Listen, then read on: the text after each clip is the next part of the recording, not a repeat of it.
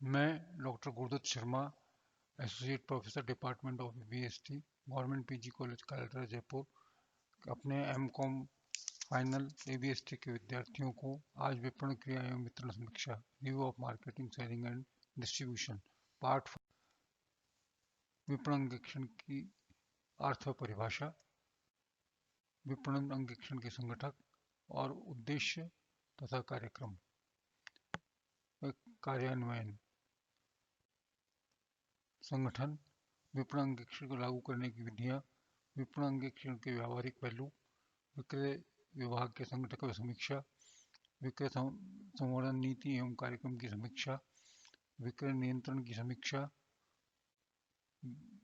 वितरण नीति व कार्यक्रम की समीक्षा तथा विदेशी बाजार में विक्रय एवं वितरण नीतियों के अंतर्गत निर्यात की समीक्षा के संबंध में विचार विमर्श प्रस्तुत करूंगा।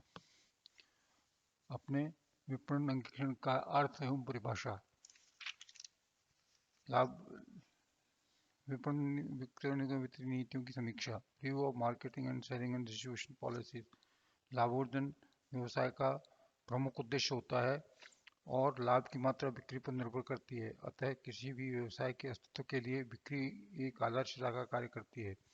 वस्तुतः व्यवसाय की समस्त क्रियाएं बिक्री पर निर्भर करती हैं। यदि बिक्री की मात्रा कम होती है तो उसी के अनुरूप उत्पादन की मात्रा में भी कमी करनी होगी, जिसके फलस्वरूप कम कर्मचारियों व कम मात्रा में वित्त की आवश्यकता पड़ती है। इसके विपरीत यदि बिक्री की मात्रा बहुत अधिक है तो बड़े पैमाने का उत्पादन संभव हो सकेगा एवं इससे मिलने वाले लाभ प्राप्त हो सकेंगे, लेकिन इसके लिए अधिक मात्रा में वित्त की व्यवस्था करनी होगी तथा कर्मचारियों की नियुक्ति भी बड़ी संख्या में की जाएगी। यदि बाजार में प्रतिस्पर्धा नहीं है तो विक्रय एवं वितरण नीतियों तथा कार्यक्रमों की बिक्री पर कोई विशेष प्रभाव नहीं पड़ता। लेकिन आधुनिक युग में सामान्यतया लंबे समय तक बाजार में प्रतिस्पर्धा का भाव नहीं पाया जा सकता है। अल्प समय में तो हो सकता है कि कभी कोई वस्तु बाजार से गायब हो जाए, लेकिन दीर्घकाल में बाजार में प्रतिस्पर्धा पाई जाती है और ऐसी स्थिति में विक्रय तथा वितरण संबंधी कुशल नीतियों और कार्यक्रमों का महत्व बढ़ जाता है।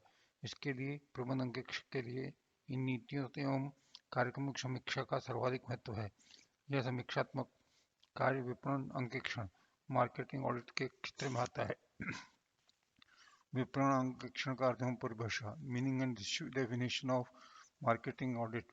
विपणन अंगीक्षण में विपणन उद्देश्य, कार्यक्रम, क्रियान्वयन तथा संगठन समाविष्ट होते हैं। अंगीक्षण में निम्नलिखित 3 कदम सम्मिलित होते हैं। यह निर्धारण की क्रियाएं किस प्रकार की जा रही हैं, जो स्थिति पाई जाए उसका मूल्यांकन तथा यह सिफारिश की क्या किया जाना चाहिए। फिलिप कोटलर के अनुसार विपणन अंगीक्षण को निम्न प्रकार से परिभाषित किया गया है। विपणन अंगीक्षण कंपनी के संपूर्ण विपणन प्रयासों तथा कुछ विशिष्ट विपणन क्रियाओं की एक स्वतंत्र जांच है, जिसमें उद्देश्य, कार्यक्रम, कार्यान्वयन और संगठन के समाहित होते हैं तथा जिसके 3 उद्देश्य होते हैं। यह निर्धारित करना कि क्या किया जा रहा है, जो किया जा रहा है उसका मूल्यांकन करना तथा भविष्य में जो किया जाना चाहिए उसके लिए सिफारिश करना। विपणन अंगीक्षण के संगठक, components of the marketing audit. Kotler के अनुसार विपणन अंगीक्षण के 4 घटक हैं। पहला उद्देश्य, ऑब्जेक्टिव्स। अंगीक्षक को सर्वप्रथम कंपनी के विपणन संबंधी उद्देश्यों का स्पष्ट विवरण प्राप्त करना चाहिए। यह एक मुश्किल कार्य है।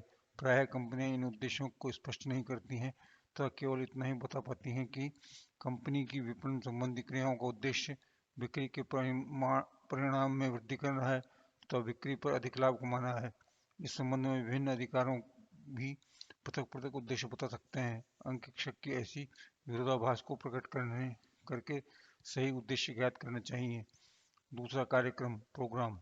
उद्देश्य निर्धारित करने के पश्चात अंगीक्षक को यह मूल्यांकन करना चाहिए कि इन उद्देश्यों की पूर्ति के लिए कंपनी के साधनों तथा उपलब्ध अवसरों को कहां तक उपयोग हो रहा है। इसके लिए उद्देश्यों की प्राप्ति के लिए कंपनी द्वारा बनाए गए कार्यक्रम की जांच करनी चाहिए। इस स्तर पर अंगीक्षक कार्यक्रम के केवल ढांचे की जांच करता है। यहाँ अंगीक्षक प्रमुख रूप से निम्न बातों की जांच करता है। पहला, कंपनी के विपणन प्रयासों को अपने साधनों का कितना भाग खर्च कर रही है तथा क्या वह कंपनी के उद्देश्यों के संदर्भ में पर्याप्त है। विपणन के विभिन्न खंडों के कुल बजट को किस प्रकार बंटित किया गया है, क्या कंपनी की विपणन प्रक्रियाओं में उचित संतुलन है आदि। तीसरा कार्यान्वयन इम्प्लीमेंटेशन। इसके पश्चात अंकेक्षक इन प्रविधियों की जांच करता है जो कार्यक्रम को पूरा करने के लिए अपनाई गई हैं। इसके लिए वह विभिन्न निम्नलिखित के संबंध में जांच करेगा। विक्रेता नियुक्त करने के लिए प्रयुक्त कसौटी, विज्ञापन माध्यम का चयन, विज्ञापन संस्था का चयन, यातायात के विभिन्न विकल्पों के उपयुक्त विकल्प का चयन, गोदामों के स्थान तथा संख्या के संबंध में निर्णय, व्यापारिक छूट ट्रेड डिस्काउंट के संबंध में निर्णय आदि।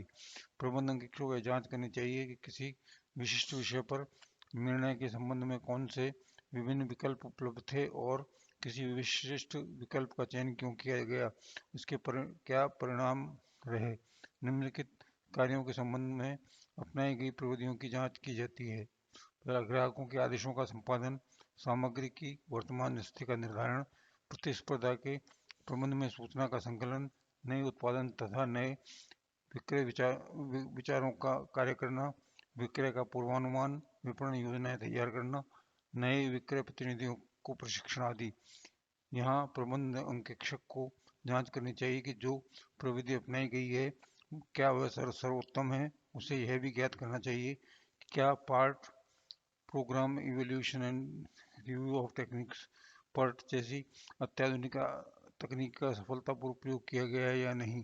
संगठन ऑर्गेनाइजेशन कार्यान्वयन से मिलता जुलता ही संगठन संबंधी कार्य है। इसकी समीक्षा करने के लिए प्रबंध अंकेक्षक को निम्नलिखित जांच कार्य करने चाहिए। क्या कंपनी की विपणन क्रियाएं किसी उत्तरदायी अधिकारी के अंतर्गत केंद्रित है।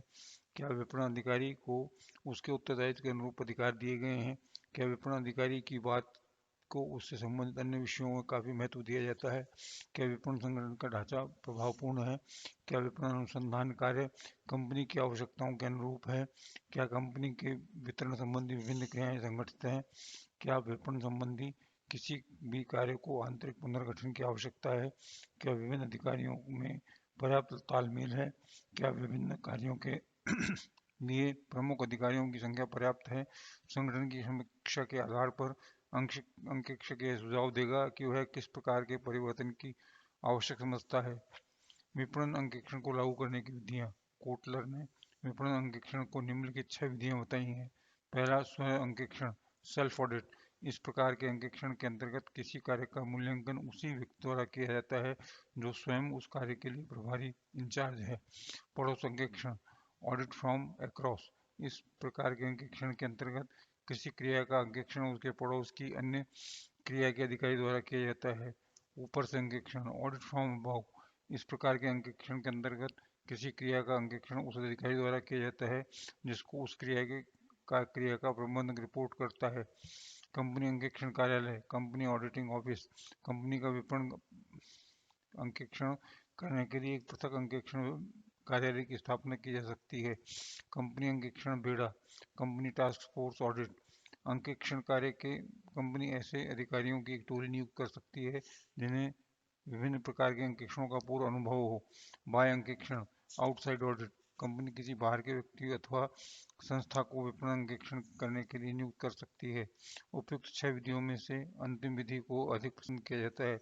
किस्म क्रिप्स ने इसके निम्नलिखित 3 लाभ बताए हैं। बाहर के अंकेक्षण को विभिन्न कंपनियों तथा विभिन्न उद्योगों का अनुभव होता है और कंपनी की स्वतः ही इस अनुभव का लाभ मिल जाता है। इस कारण कंपनी द्वारा उन त्रुटियों को दोहराने का भय नहीं रहता जो अन्य कंपनियों को पहले ही कर चुकी हैं। बाहर के व्यक्ति द्वारा की गई जांच वस्तुनिष्ठ होती है और बाहर के अंकेक्षण का यह सबसे बड़ा गुण माना जाता है। तीसरा घटक समय है। केवल ऐसा व्यक्ति ही समय देकर समस्याओं की जांच कर सकता है जो दिन प्रतिदिन की संचालन प्रक्रियाओं में उलझा हुआ न हो। अतः कंपनी से बाहर के व्यक्ति इस जांच के लिए अधिक उपयुक्त होता है। धन्यवाद।